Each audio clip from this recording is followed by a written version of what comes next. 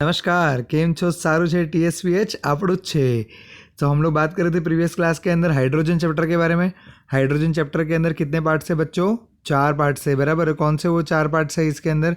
तो पहला हमने देखा था डाईहाइड्रोजन, हाइड्राइड्स, वाटर और हाइड्रोजन पेरोक्साइड, बराबर है। तो अभी इसके अंदर वाटर और डाईहाइड्रोजन हम डिस्कस कर चुके हैं। तो अभी टर्न है हाइड्रोजन पेरोक्साइड का। So let's see, hydrogen peroxide is nothing but H2O2। तो ये तो फॉर्मूला आपने सुना ही है। सो अभी इस चैप्टर में हम क्या क्या बात करने वाले हैं? We are going to talk about hydrogen peroxide की मेथड ऑफ प्रिपरेशन क्या है, उसकी केमिकल प्रॉपर्टीज़ क्या है, फिजिकल प्रॉपर्टीज़ क्या है, उसके यूजेस और स्टोरेज के बारे में पढ़ेंगे, ठीक है। तो सबसे पहले हम लोग इस बार यूजेस के बारे में बात करेंगे।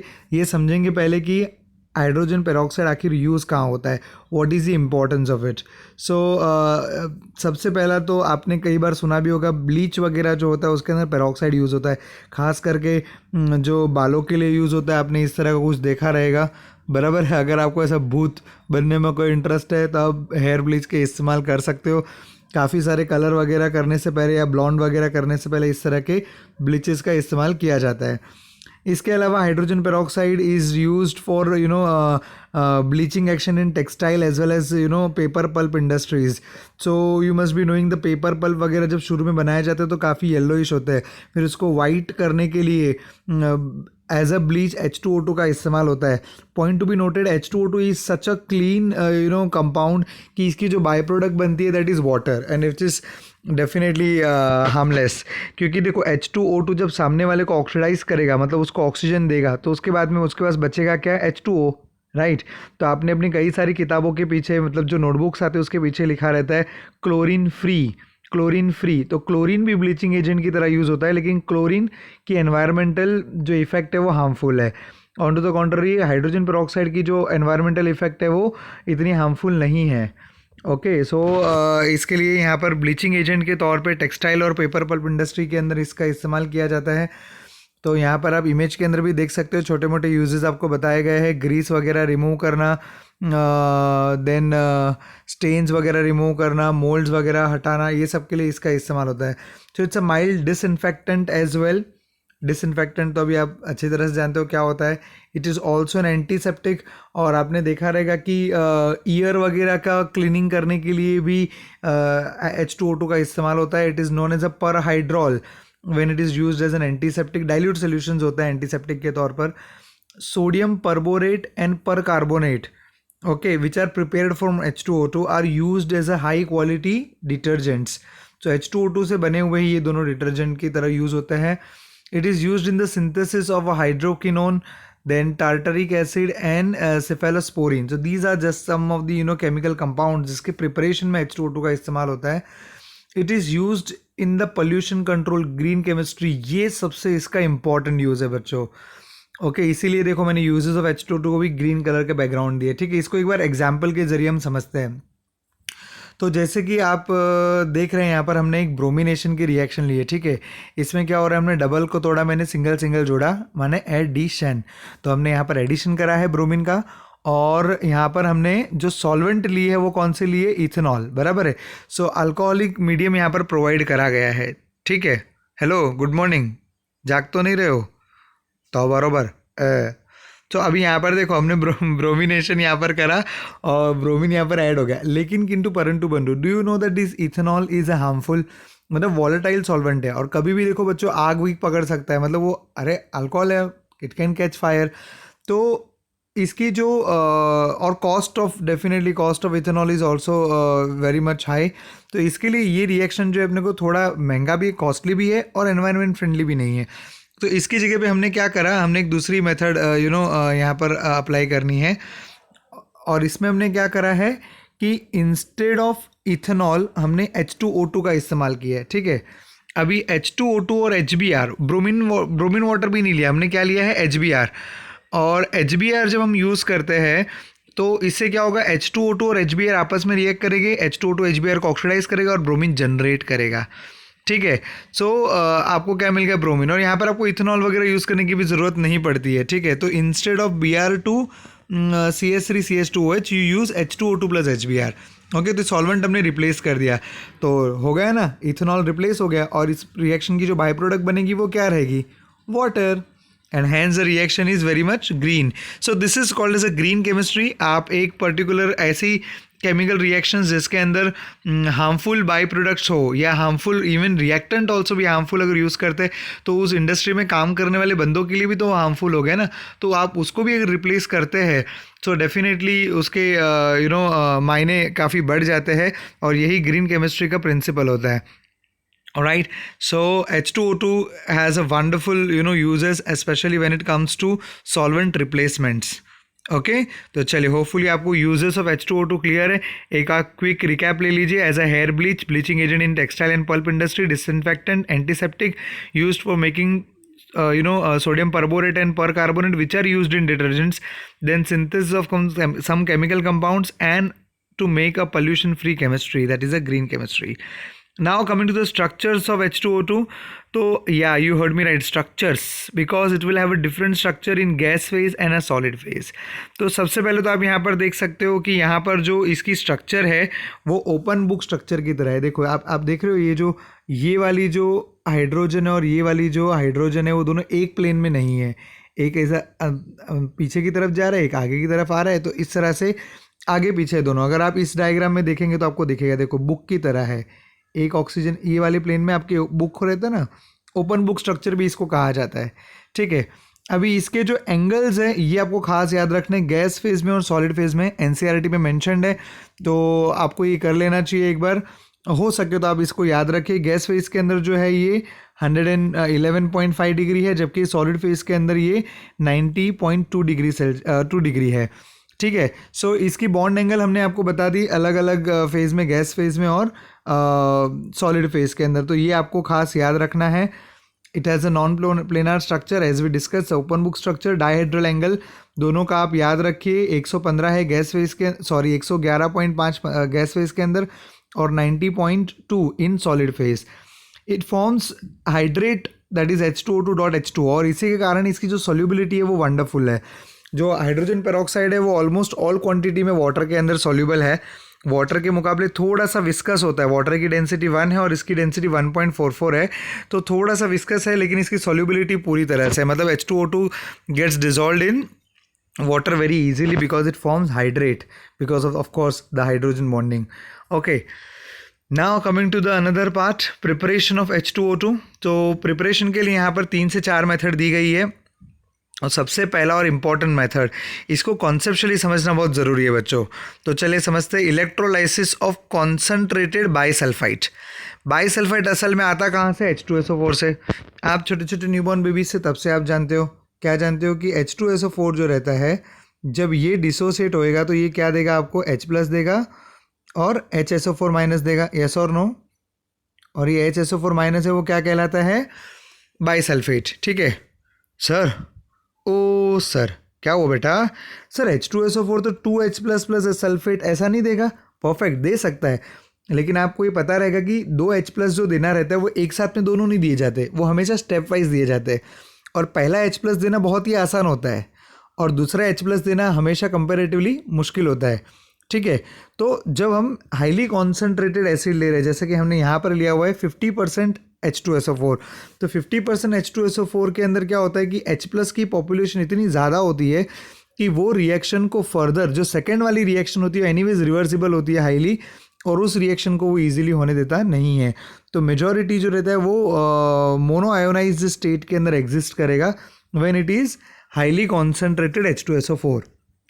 ठीक है, तो चलिए अभी ये हाईली कॉन्सेंट्रेटेड H2SO4 की इलेक्ट्रोलाइसिस हम देखते हैं. लेकिन उससे पहले मैं ये आपसे कह रहा था कि आपको डाइल्यूट H2SO4 की जो इलेक्ट्रोलाइसिस है वो पता है क्या. अगर नहीं पता है तो देख लीजिए, और पता है तो और भी अच्छी बात है, फिर भी आप देख लीजिए. यहाँ पर मैंने लिया है, क्या लिया है, ये लिया है. ठीक है, इधर आप देखो हमने वाटर भरा है इसके अंदर, दिख रहा है ये जो पानी भरा है इसके अंदर, और एक ऐसे तो नॉर्मली हम इलेक्ट्रोलाइसिस के लिए क्या लेते हैं, एक बीकर लेते हैं, 2 इलेक्ट्रोड लेते हैं. ठीक है, और उसको इलेक्ट्रिसिटी के सोर्स से ऐसे कनेक्ट कर देते हैं. बट इसी को थोड़ा शो ऑफ वाले मोड के अंदर मैंने यहाँ पर लिया हुआ है. आप यहाँ पर देख रहे हो कि कैथोड और एनोड हमने यहाँ पर नीचे से यहाँ पर लगाए हुए हैं और पानी अंदर भरा हुआ है. ये पानी कैसा है, नॉर्मल पानी है with little amount of acid और लिटिल अमाउंट ऑफ बेस और even little amount of salt, anything. तो यहाँ मैंने एसिड की एग्जांपल ली है, लिटिल अमाउंट ऑफ H2SO4। तो ये केस में हमारे पास में कौन कौन से आयन्स है, ये केस में हमारे पास में भाई H+ है, पानी से आएगा क्या H+ आएगा, और क्या आएगा OH- आएगा, ठीक है। और सल्फ्यूरिक एसिड से क्या आएगा H+ आएगा, और दूसरा क्या आएगा HSO4- आएगा या सल्फेट आएगा, ठीक है। तो HSO4 इनफैक्ट कम रहेगा क्योंकि सोल्यूशन डाइल्यूट है ना, तो इसके लिए आपके पास में सल्फेट की पॉपुलेशन ज़्यादा है। यहाँ पर आपके पास में बाइसल्फेट आयंस कम रहते हैं, ठीक है, बाइसल्फेट। हाँ, ये यहाँ पर देखो ये मिस्टेक लग रहा है, बाइसल्फेट आना चाहिए था, ठीक है।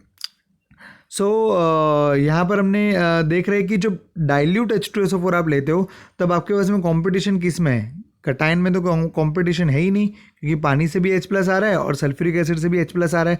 तो कटायन पे कैथोड के ऊपर तो अनडाउटेडली आपको क्या मिलने वाला है, हाइड्रोजन गैस मिलने वाला है, ठीक है।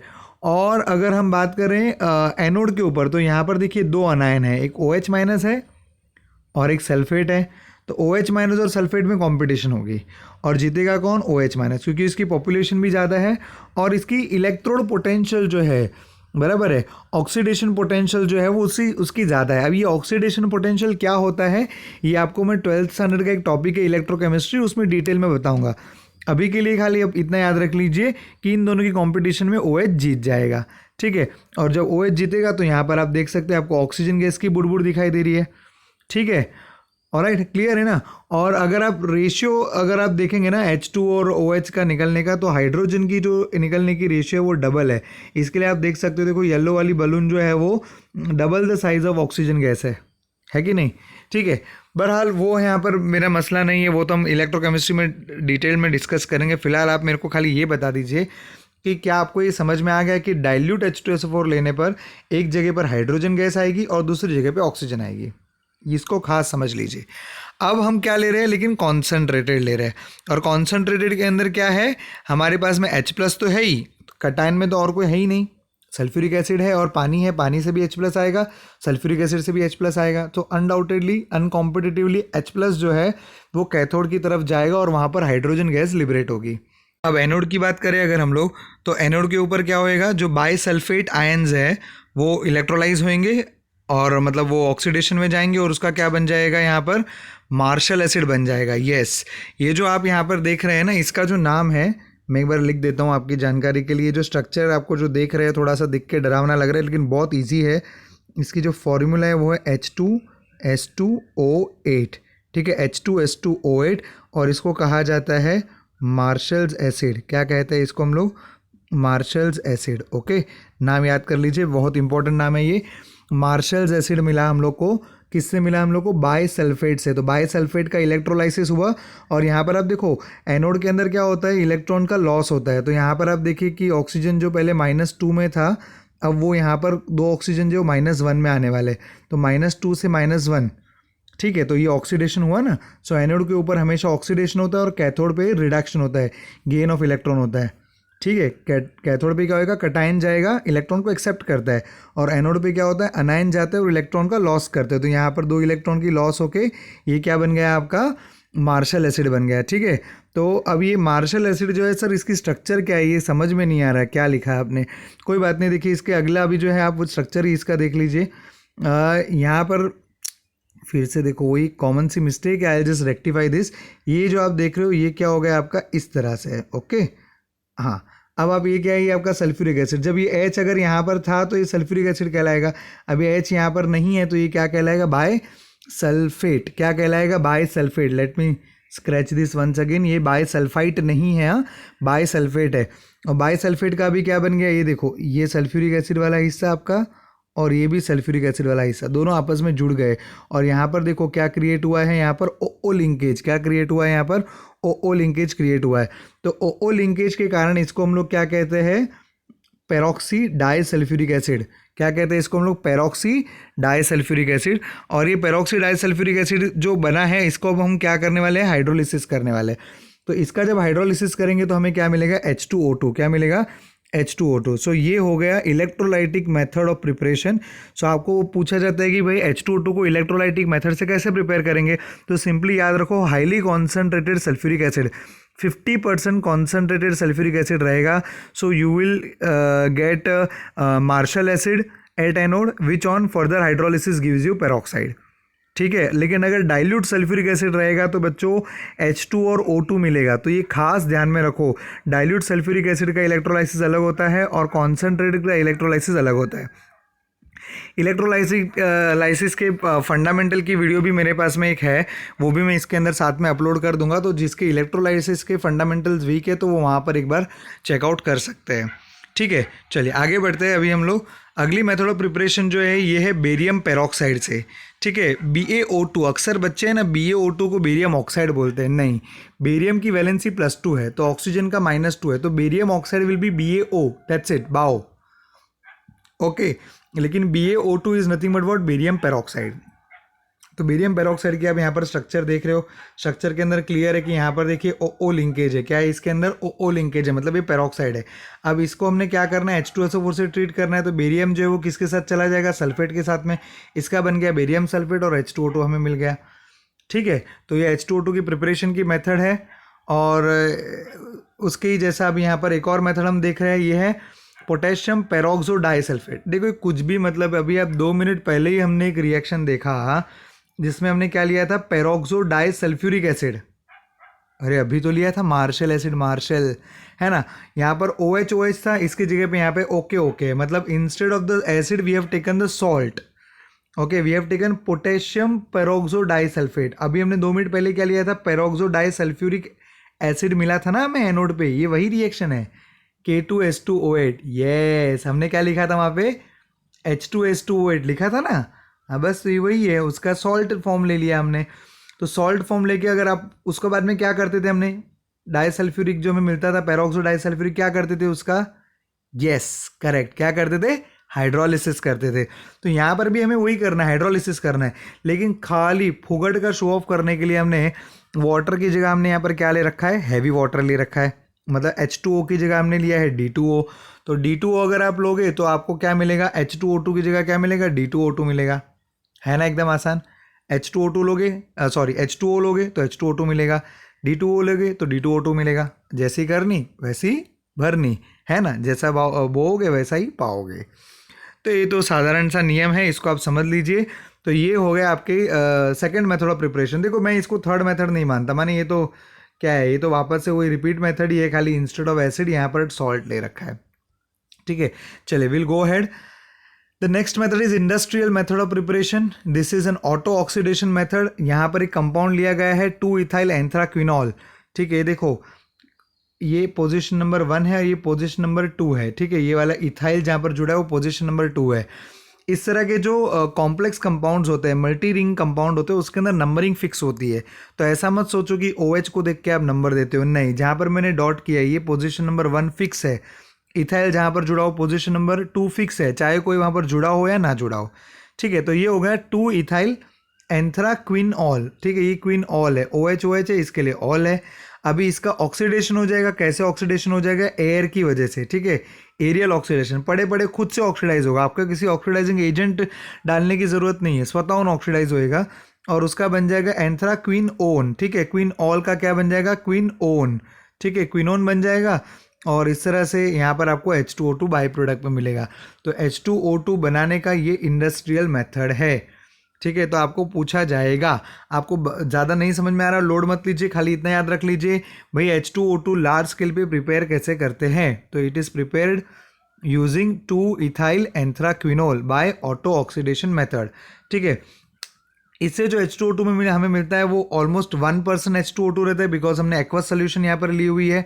अगर आपको हायर स्ट्रेंथ की अगर H2O2 चाहिए तो आपको यहाँ पर करना होगा डिस्टिलेशन, और डिस्टिलेशन में भी आप नोट कीजिए कौन सा डिस्टिलेशन है, रिड्यूस्ड प्रेशर डिस्टिलेशन।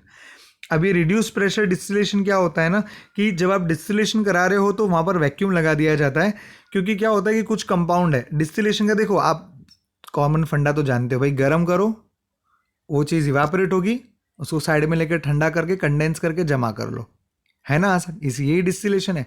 अब H2O2 क्या है कि जब आप उसको गर्म करते हो ना तो बॉयल होने के पहले ही वो डिकम्पोज हो जाएगा।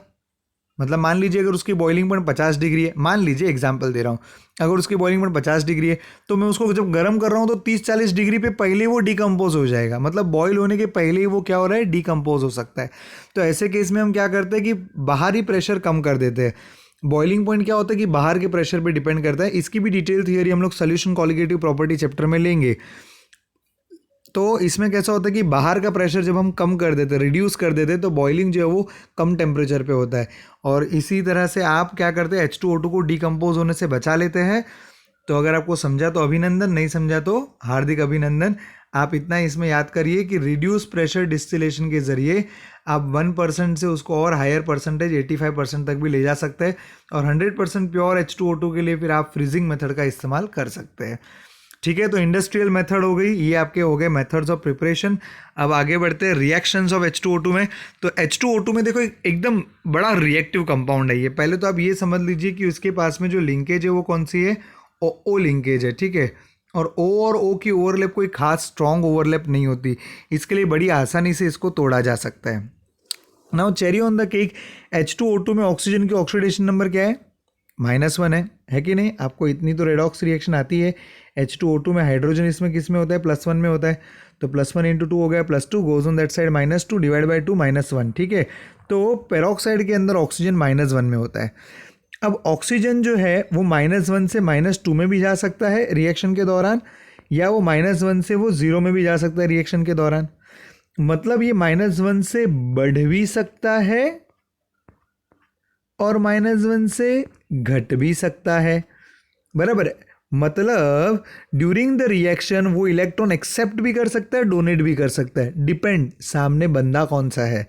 ठीक है, इसका मतलब ये हुआ कि peroxide can act as oxidising as well as reducing agent, very important, बराबर है, -1 में। इस तरह से देखो बच्चों, कोई भी कंपाउंड जो है ना, अगर अपने मिडल ऑक्सीडेशन नंबर में, बीच के किसी ऑक्सीडेशन नंबर में है ना, तो वो हमेशा oxidising as well as reducing दोनों काम कर सकता है।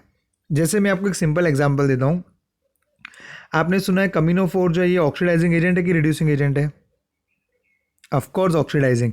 मैंगनीज यहाँ पर अपने हाईएस्ट ऑक्सीडेशन नंबर +7 के अंदर है। अब वो हाईएस्ट है, 7 से ऊपर जा ही नहीं सकता, मतलब वो और इलेक्ट्रॉन की लॉस नहीं करेगा, वो सिर्फ इलेक्ट्रॉन की अब गेन ही कर सकता है। और अब जब वो इलेक्ट्रॉन की गेन करेगा तो खुद रिड्यूस होएगा, और सामने वाले को क्या करेगा, ऑफ कोर्स ऑक्सीडाइज करेगा। इसका मतलब क्या हो गया कि KMnO4 can act as only oxidising agent. अब मुझे बताइए, अगर मान लीजिए मैं बात कर रहा हूँ SO2 के बारे में, ठीक है, SO2 में जो सल्फर है ये +4 में। स्मार्ट बच्चे जानते हैं कि सल्फर 16 नंबर फैमिली से आता है, तो 16 नंबर का हाईएस्ट क्या होता है, +6 होता है, लोएस्ट क्या होता है, -2 होता है। तो 4 के पास में ये टेंडेंसी है कि वो -2 की तरफ भी जा सकता है और +6 की तरफ भी जा सकता है, माने बढ़ भी सकता है और घट भी सकता है। मतलब ये इलेक्ट्रॉन ले भी सकता है और दे भी सकता है, डिपेंड सामने बंदा कौन सा है। तो इसीलिए SO2 जो है ये क्या होगा, ऑक्सीडाइजिंग की रिड्यूसिंग। तो आपका आंसर क्या आना चाहिए, it can act as either of that ना। सेम वे अगर मैं बात करूँ KNO2 के बारे में, ठीक है, KNO2 में क्या है, नाइट्रोजन जो है ये +3 में है, +3 से बढ़कर ये +5 में भी जा सकता है और घटकर ये -3 तक भी जा सकता है।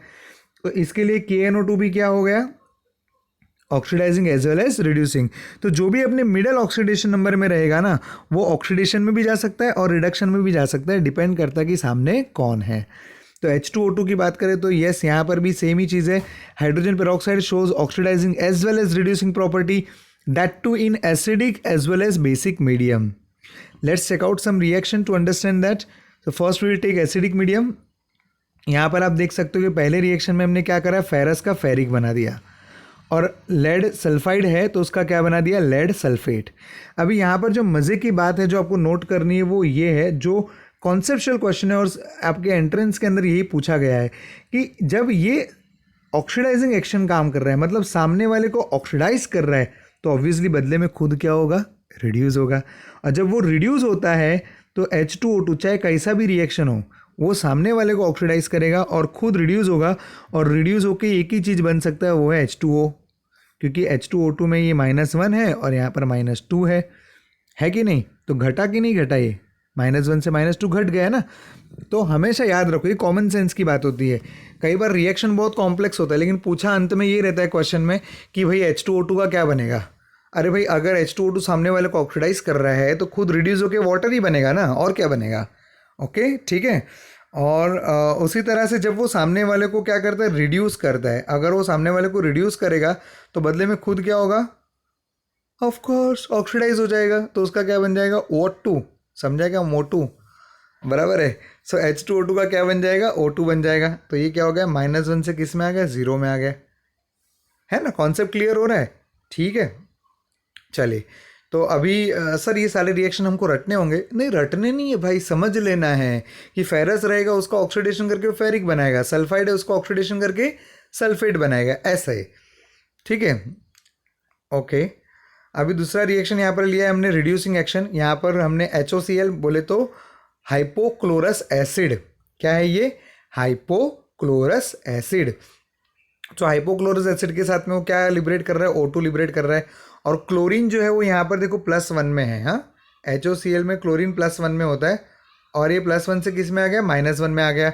सो +1 से -1 मतलब ये क्या हो रहा है, रिड्यूस हो रहा है, और बदले में H2O2 क्या हो रहा है, खुद ऑक्सीडाइज होके क्या बन रहा है, O2 बन रहा है, ठीक है। तो है ना एकदम आसान सा रिएक्शन, आप इसको याद कर सकते हैं। अभी अगला लेते हैं हम लोग, बेसिक मीडियम लेते हैं। तो बेसिक मीडियम के अंदर पहला प्रॉपर्टी हम लोग ऑक्सीडाइजिंग एक्शन देखते हैं। तो ऑक्सीडाइजिंग एक्शन के अंदर आप देख सकते हैं, क्या देख सकते हो, देख सकते हैं कि मैंगनीज जो है +2 से +4 में आया, ठीक है। तो +2 से जब वो +4 में आया, देखो ये भी एक फिक्स होता है कि मैंगनीज कभी भी बेसिक मीडियम में ना +2 से +4 में जाता है, और एसिडिक मीडियम में वो +7 रहेगा, तो उसमें से वो +4 में जा रहा है।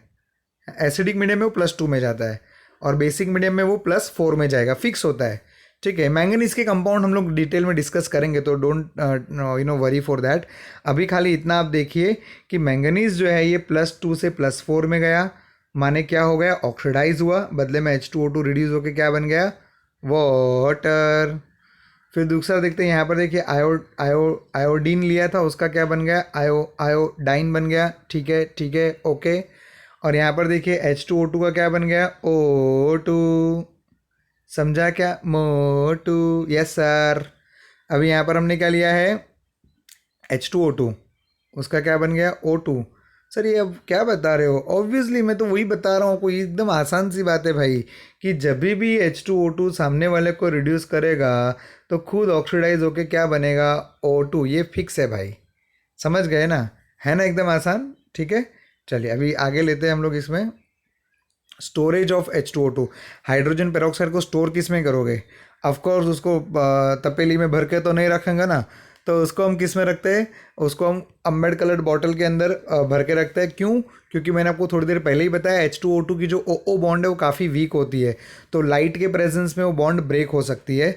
एंड अगर समझो उसके अंदर डस्ट पार्टिकल वगैरह पड़े रहेंगे तो उनके साथ रिएक्शन होके हाईली एक्सोथर्मिक रिएक्शन होकर वो एक्सप्लोजिव भी हो सकते हैं, तो बॉटल फट भी सकती है कि नहीं। तो इसके लिए उसको लाइट से दूर रखना रहता है। So it decomposes slowly in on exposure to light, reacts with the traces of alkali present on the glass container. अगर आप जानते हो कि जो ग्लास रहता है, कांच, वो किससे बनता है, वो अल्कली कंपाउंड से बनता है, सिलिका वगैरह रहता है, और इसके अलावा और भी अल्कलाइन कंपाउंड उसमें डाले जाते हैं। तो ये अल्कलाइन कंपाउंड जो ग्लास के अंदर, कांच में जो प्रेजेंट रहता है, वो उनसे रिएक्ट करने लगते हैं H2O2 से, ओके, और इसी से वो एक्सप्लोजिव रिएक्शंस भी हो सकते हैं।